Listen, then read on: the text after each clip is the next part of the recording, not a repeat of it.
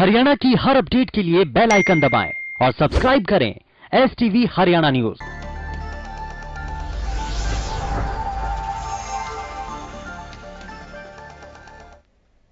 नमस्कार, स्वागत है आपका। हल्का हलचल देख रहे हैं आप। मैं हूं नंदिनी मिश्रा, आपके साथ बुलेटिन की शुरुआत करेंगे बड़ी खबर के साथ। बड़ी खबर दिल्ली से आपको बता दें, पीएम मोदी आज कोविड-19 की स्थिति पर करेंगे बैठक। कोरोना को लेकर पीएम करेंगे 3 बैठकें। सबसे पहले सुबह 9 बजे होगी आंतरिक बैठक। बैठक में कोरोना संबंधित स्थिति की समीक्षा की जाएगी। देश के अग्रणी ऑक्सीजन निर्माताओं के साथ भी करेंगे बैठक। अधिक कोविड प्रभावित राज्यों के मुख्यमंत्रियों के साथ भी प्रधानमंत्री बैठक करने वाले हैं। कोरोना को लेकर पीएम 3 बैठकें करेंगे। सबसे पहले सुबह 9 बजे एक आंतरिक बैठक होगी। बैठक में कोरोना संबंधित स्थिति को लेकर समीक्षा करेंगे पीएम। देश के अग्रणी ऑक्सीजन निर्माताओं के साथ भी बैठक करेंगे। क्योंकि ऑक्सीजन को लेकर पूरे देश में हाहाकार की स्थिति बनी हुई है, इसलिए अब ऑक्सीजन निर्माता जो हैं, प्रधानमंत्री उनसे चर्चा करेंगे। ऑक्सीजन के प्रोडक्शन को और कैसे बढ़ाया जाए, इस पर भी चर्चा होगी। अधिक कोविड प्रभावित राज्यों के मुख्यमंत्रियों के साथ भी पीएम मोदी चर्चा करेंगे। और अब रुख करेंगे एक और बड़ी खबर का। आपको बता दें, देश भर में ऑक्सीजन की कमी के चलते हाहाकार मचा हुआ है। देश के बड़े शहरों में ऑक्सीजन की कमी मामले में सुप्रीम कोर्ट आज करेगा सुनवाई। गुरुवार को सुप्रीम कोर्ट ने स्वतः संज्ञान लिया था। केंद्र सरकार से ऑक्सीजन की कमी को लेकर सवाल किया गया था।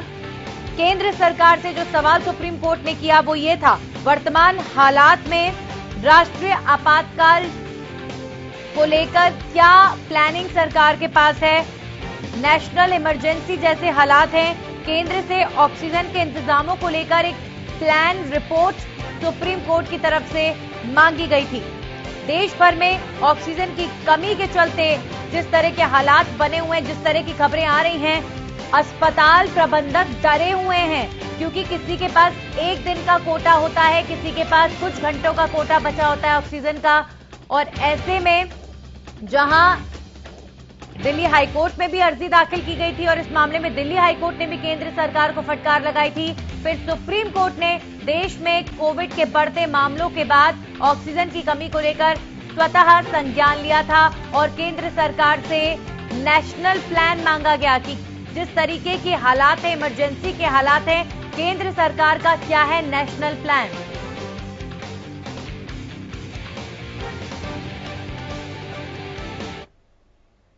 और अब रुख करेंगे एक और बड़ी खबर का। आपको बता दें, हरियाणा में बीते 24 घंटे में रिकॉर्ड तोड़ 9,742 कोरोना पॉजिटिव केसेस सामने आए हैं, जिसमें से गुरुग्राम में सबसे ज्यादा। दिल्ली से सटे गुरुग्राम में स्थिति बेहद सेंसिटिव है, बेहद गंभीर है। 3,553 गुरुग्राम में सामने आए मामले। फरीदाबाद में 1,342 मामले सामने आए। सोनीपत में 850 और हिसार में 580। करनाल में 530, पंचकुला में 459, पानीपत में 360, अंबाला में 260 नए मामले सामने आए हैं। एक दिन में कोरोना से 55 लोगों ने तोड़ा दम। प्रदेश में अब तक 3,583 मरीजों की मौत हो चुकी है। कुल मरीजों का आंकड़ा 3,90,000 के पार पहुंच चुका है। वहीं एक्टिव मरीजों की संख्या 58,000 के पार पहुंच चुकी है। एक दिन में 6,512 मरीजों ने कोरोना को मात दी। अब तक 3,28,000 से ज्यादा मरीज कोरोना से ठीक हो चुके हैं।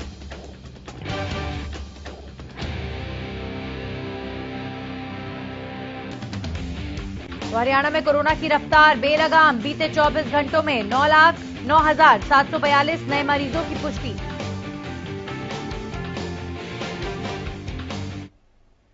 और इस खबर पर हमारे सहयोगी रमाकांत जुड़ चुके हैं, सीधा उनका रुख करेंगे। रमाकांत, अगर बात करूं झज्जर की, तो फिलहाल वहां पर क्या स्थिति बीते 24 घंटों में? नंदिनी, 24 घंटे की बात करें तो पिछले 24 घंटे में 168 एक्टिव मरीज आए थे। वहीं पर 190 लोग ठीक होकर अपने घर भी लौटे हैं। प्रशासन लगातार लोगों को सतर्क करने का प्रयास कर रहे हैं लेकिन लोग हैं कि पूरी तरह लापरवाह और बेपरवाह है। जब कल हम लोग चाहे झज्जर के अनाज मंडी पहुंचे, सब्जी मंडी पहुंचे, मेन बाजारों में पहुंचे, बस स्टैंड पर पहुंचे, तो वहां पर बेधड़क लोग बिना मास्क, बिना सोशल डिस्टेंसिंग घूमते दिखाई दिए। जब हमारा कैमरा जब उन लोगों के सामने पहुंचा तो चेहरे पर मास्क लगाकर नए नए आर्गुमेंट करने की कोशिशें करने लगे। हम लोगों ने बताया कि लगातार कोरोना बढ़ रहा है, लोगों तो डेथ रेट बढ़ रही है, तो लेकिन लोग हैं कि वो बता रहे हैं कि सरकार बिना वजह का शगुफा छेड़ रही है, बिना वजह की ये चीजें कर रही है, और इस तरह के ये आर्गुमेंट हरियाणा न्यूज के समक्ष वो लोग करने लगे। लोगों की जो समझ है वो अभी भी बिना वजह की है। इस वजह से कहीं ना कहीं प्रशासन को और सख्त कदम उठाने पड़ेंगे। अब झज्जर जिला प्रशासन के समक्ष दो अहम चुनौतियां हैं।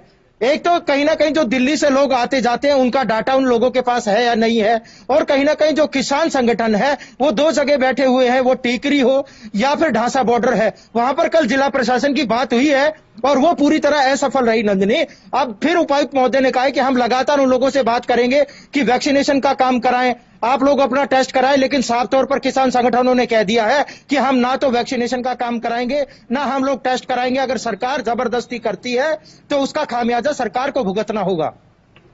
जी बिल्कुल, हम यहाँ किसी की समझ पर सवाल खड़ा नहीं करते रमाकांत, लेकिन वाकई बड़े ताज्जुब की बात है कि आज जिस कगार पर देश खड़ा है, जिस परिस्थिति में देश खड़ा है, जहां पर एक तरफ कुआं एक तरफ खाई नजर आता है कि अगर कोविड पॉजिटिव गलती से भी हो गए और अस्पताल जाने की नौबत आ गई तो अस्पताल में बेड्स नहीं है, ऑक्सीजन नहीं है, इतनी ज्यादा गंभीर स्थिति परिस्थिति में भी लोग ये कह रहे हैं कि कोरोना कुछ नहीं है, लोग ये कह रहे हैं कि सरकार बस अपने पैतरे चल रही है।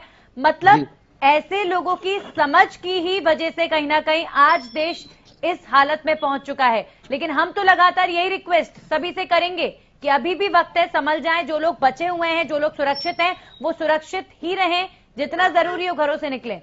लेकिन इस अपील के बावजूद भी, सरकारी सख्ती के बावजूद भी, लगातार अवेयरनेस के बाद भी बाजारों में जिस तरह के हालात आप बता रहे हैं रमाकांत, निराशाजनक।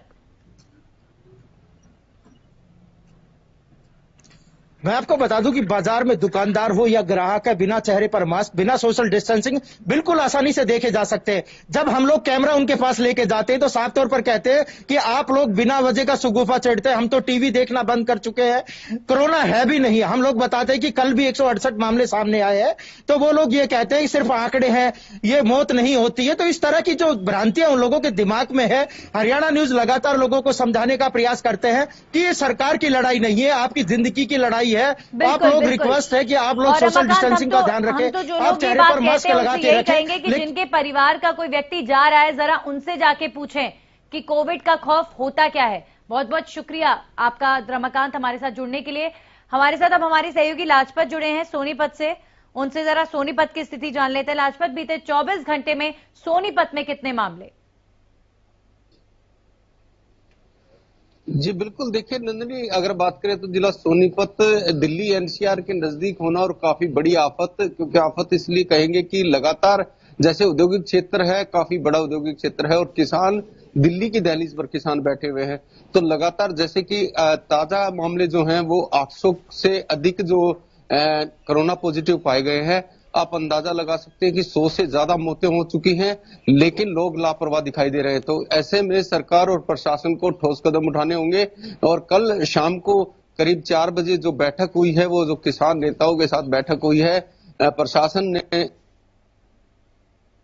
जी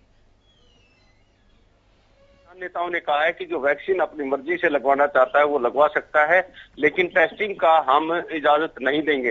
तो ये काफी चिंता का विषय है, क्योंकि लगातार जैसे दिल्ली के नजदीक सोनीपत जिला, हमने पीछे भी 2020 में भी बताया था, हरियाणा न्यूज की टीम लगातार लोगों से अपील करती है, 2020 में भी अपील की थी, 2021 में भी करती है कि लगातार हरियाणा न्यूज की टीम को एक ही अपील है कि आप अपने आप को सुरक्षित रखना चाहते हैं तो आप मास्क का इस्तेमाल करें, सोशल डिस्टेंसिंग का ध्यान रखें, अपने परिवार का ध्यान रखें, क्योंकि आपकी वजह से आपका परिवार और आपका गांव और आपका क्षेत्र सभी आफत में आ सकते हैं।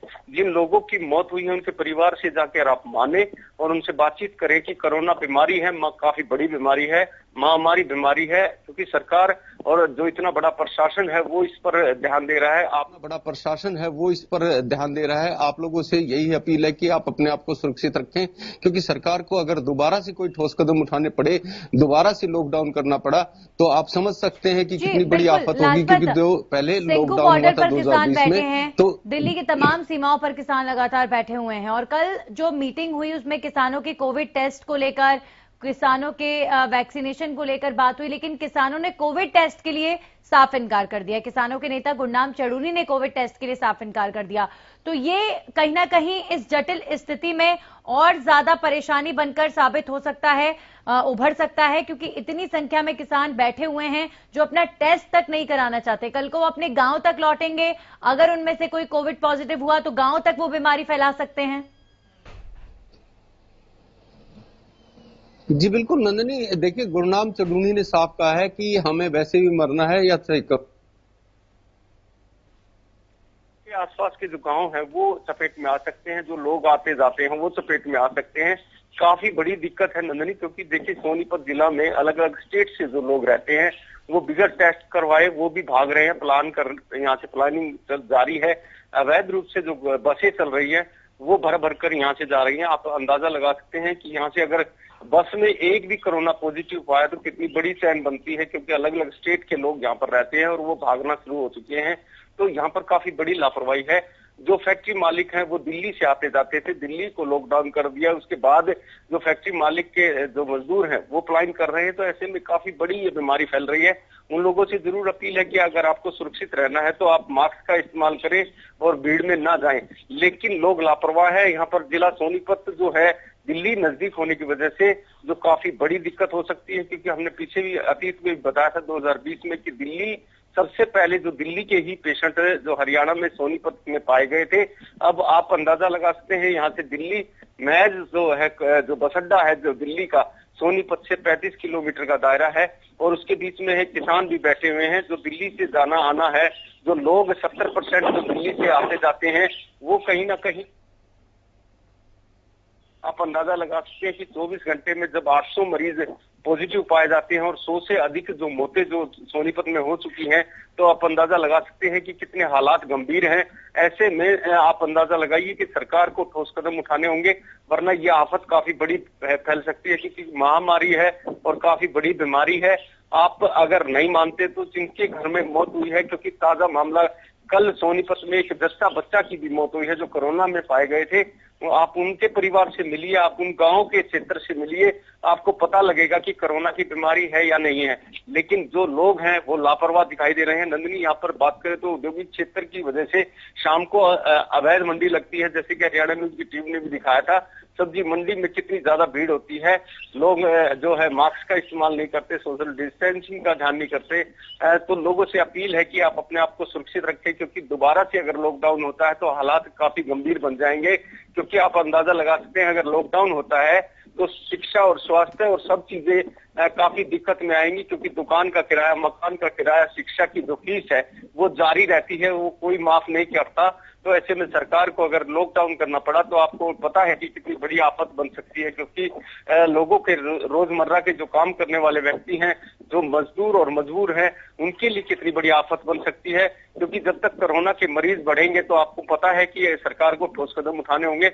अगर कोरोना की जो चैन है वो अगर टूटना शुरू होगी, कम होगी, तो जल्द से जल्द सरकार, जो देश है वो अपनी रफ्तार पर आ सकता है। वरना ये देश को हालात काफी गंभीर बन चुके हैं, क्योंकि गंभीर इसलिए कि हर रोज जो कोरोना के पेशेंट बढ़ रहे हैं, मौतें बढ़ रही हैं।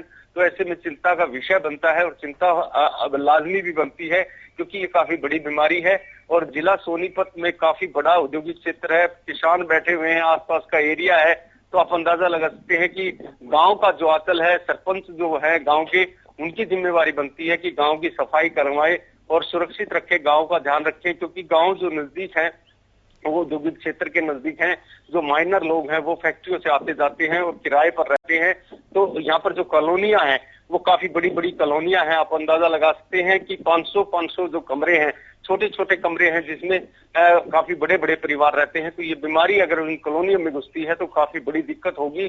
प्रशासन को उन कॉलोनियों को भी ध्यान देना होगा। जो किराए के जो मकान मालिक हैं उनको बुलाकर उनके साथ बैठक करके उनको भी ध्यान देना होगा, क्योंकि जो किराए पर रहने वाले व्यक्ति हैं, आप अंदाजा लगा सकते हैं अगर यहाँ पर बीमारी फैलेगी तो नंदनी काफी बड़ी दिक्कत हो सकती है। क्योंकि किराए का जो मकानों का काफी यहाँ पर जो काम है और काफी कॉलोनियां हैं, कॉलोनियों को आप अगर हम दिखाएं तो आप अंदाजा लगा सकते हैं कि कितनी ज्यादा यहाँ पर दिक्कत हो सकती है, क्योंकि बहुत छोटे छोटे कमरे हैं, जिस कमरे में पूरा परिवार रहता है, उसी में रसोई होती है, उसी में खाना बनाना होता है, उसी में रहना होता है।